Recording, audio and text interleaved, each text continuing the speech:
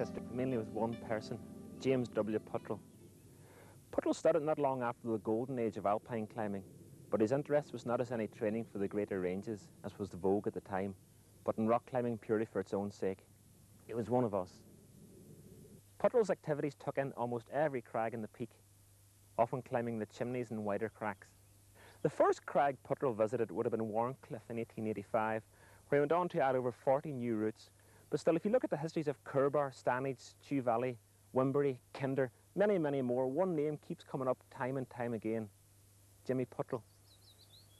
The cliff that most bears witness to his activities, however, was Black Rocks, where he added such routes as Fat Man's Chimney, Sand Gully, and this one, Stonnis Crack. Puttrell first top roped this in 1890, and 10 years later finally soloed it as the hardest route of the day. As an indicator of the crack's difficulty, Puttrell's contemporaries, people like Ernest Baker, considered it unjustifiable, and it was left unrecorded. Despite his enthusiasm, Puttrell didn't have it all his own way, one notable exception taking place at Hencloud. John Laycock had made his way up the first 3 pitches of what is now Central Climb, when his second, Archer Thompson, found himself unable to follow, as he was handicapped by a congenital disability which made all climbing a matter of heroic endeavour. Night fell and Laycock was stranded. However, the day was saved by his enterprising chauffeur, who served his master a handy top rope. As Laycock says, not everyone has been benighted on a gritstone.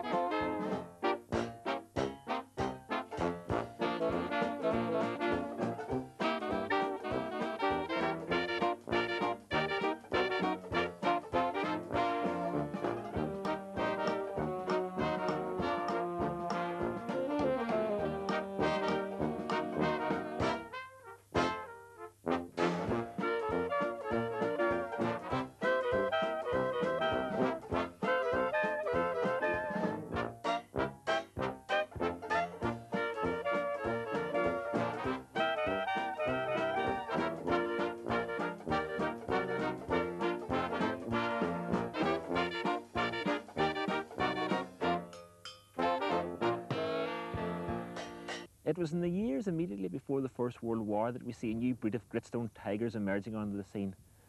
Using modified techniques, getting away from the wider cracks and the grab and pull of previous generations, this group went and sought out what gritstone could best offer: short, bold technical challenges. Foremost amongst these was Ivar Berg, a Norwegian who rose to prominence with his coveted snatch of high neb buttress at Stanage. It had previously been top roped by H.M. Kelly, with a design on leading the route. However, one day Kelly turned up the crag, only to find the early rising Norwegian topping out in the first ascent. Kelly, it seemed, would have to be content to follow him. Berg's finest hour arguably came at Laddo Rocks, a venue popular with rock climbing bog trotters. A steep crack here soon became renowned as the first of gritstone's last great problems. The story goes that Berg turned up one evening, spent an uncomfortable night bivouacking, arose early next morning, and before breakfast nonchalantly soloed the route. But this wasn't enough. He walked over to the Ret and soloed on-site Cave Ret indirect. Now, while modern grades are no real yardstick for the achievements of this era, it's worth noting that today this route gets a grade of E1. The year was 1915. Peter Harding was the first great name amongst a new breed of climbers who emerged from the smoky northern cities after the Second World War. Harding's routes carried a stamp of boldness, as he showed his willingness to tackle some of the most uncompromising lines available. One of these, and the one of which he is most proud, is Promontory Traverse of Black Rocks. Prom Traverse featured large horizontal breaks, in one of which Harding found a small scallop. Being a toolmaker, he was able to fashion a small device which would expand into the crack and thus protected the long-desired first ascent.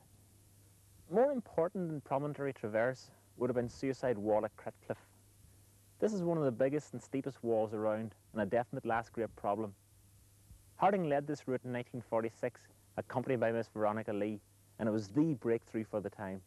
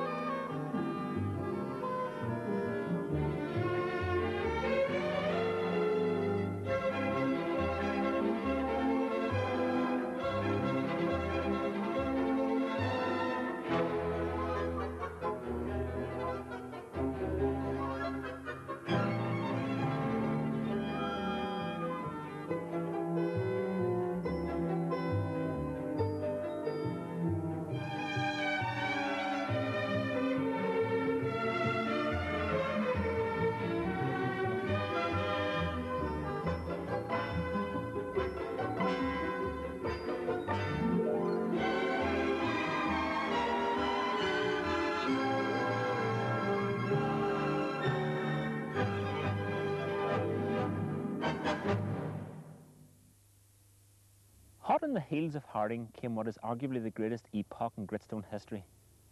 Joe Brown was the epitome of the young working-class climbers who came to dominate all aspects of climbing in post-war Britain. A Manchester plumber, he was soon joined by Don Willans, and together they went on to form the strongest team ever active in British rock. The pair scoured the peak and went on to add a huge amount of new routes to almost every crag they visited. Where Puttrell had scratched the surface, Brown and Willans delved deep. Although at home in all styles of climbing, slabs, walls, corners, there were two in particular that Don and Joe made their own. Firstly, brutal overhangs, savage territory far beyond the wilder dreams of previous generations.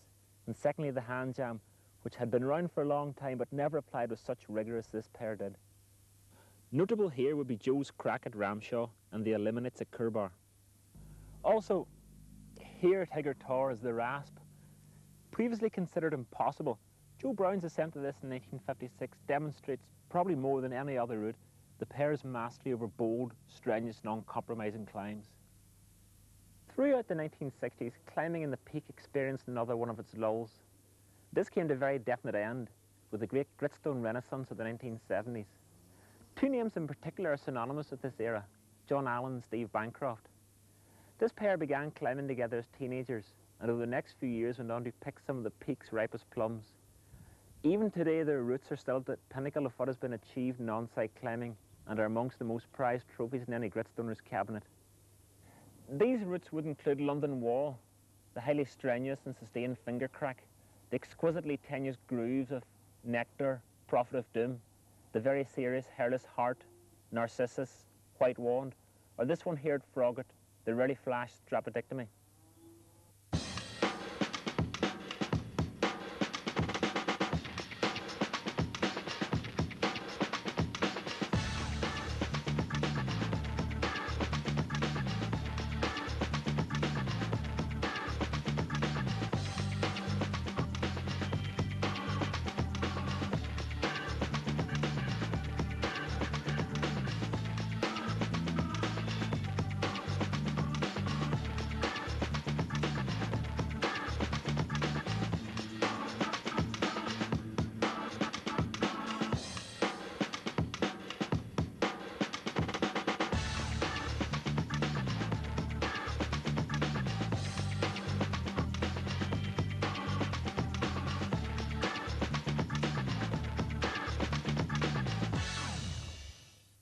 If you look at the development of climbing in the peak, from Puttrell's first explorations, to Berg seeking out the more obvious challenges, to Harding attacking the more uncompromising lines, the boldness and the strenuousness of Brown and Willans' routes, and the extreme technicality of Allen and Bancroft, and if one route stands as a culmination of all these, it's this route from 1982, Beau Geste.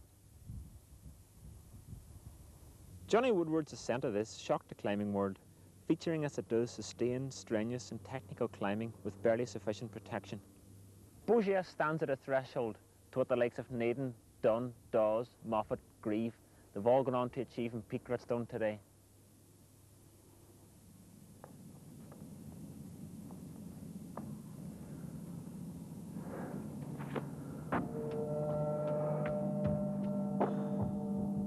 Looking through history, it becomes obvious that embodied in any route is the character of the climber that conceived it. Beyond Woodward, routes at the cutting edge have required unparalleled commitment, tenacity and mental strength, qualities shown in abundance by the climbers pushing the limits of the day. For these few, grit is no longer a cursory exploration of the self, but a fully blown experience that only a lot of soul searching and preparation can ready you for.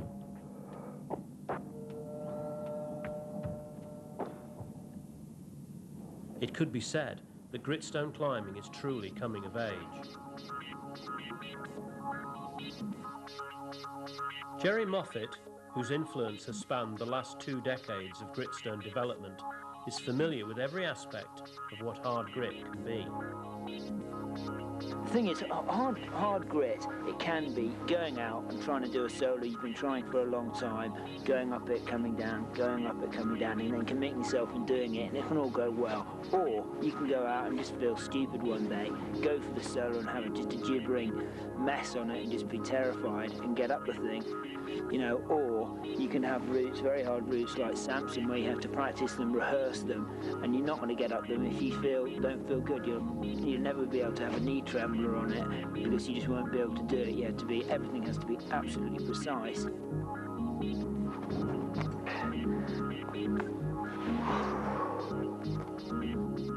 The lessons learned through years of top-level climbing, since first establishing routes like Messiah and Ulysses, have seen Jerry develop a methodical, controlled approach to the mental aspect of his hard and often bold new routes.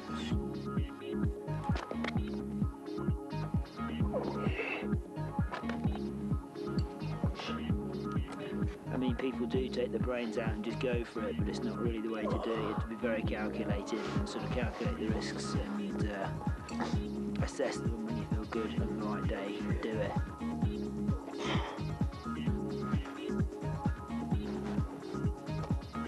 If you're standing on the bottom thinking, God, if I get the crux, I might fall off higher up and I might hurt yourself, you're never going to do it. And if you don't believe you're going to do it, there's no point even setting off. For a new generation of Gritstoners, such apprenticeships in mind control can be found in the test pieces of the 1980s. Described as death from the top floor, End of the Affair demands balance, subtlety and optimism in the minimal holds it offers. Slipping from almost any of its moves is easy, but with laughably low protection, only your belayer jumping from the ledge will save you from hitting the ground. Within an hour of cleanly top-roping the route for the first time, Leo's confidence and impatience to finish what he came for finds him beneath the arête, visualising the moves for the last time.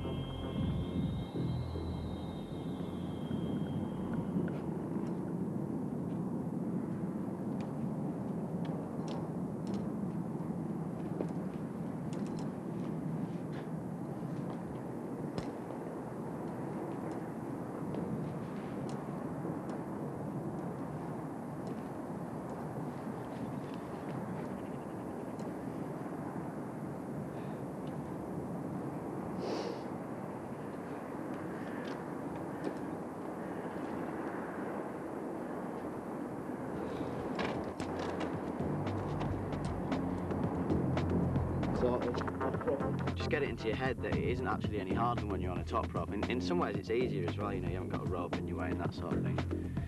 You've just got to really be confident, more than anything. You become akin to it, you know, you concentrate on staying relaxed, which is a contradiction. But at the end of it, you don't need to concentrate on relaxing, you just relax, and then you just get on with it.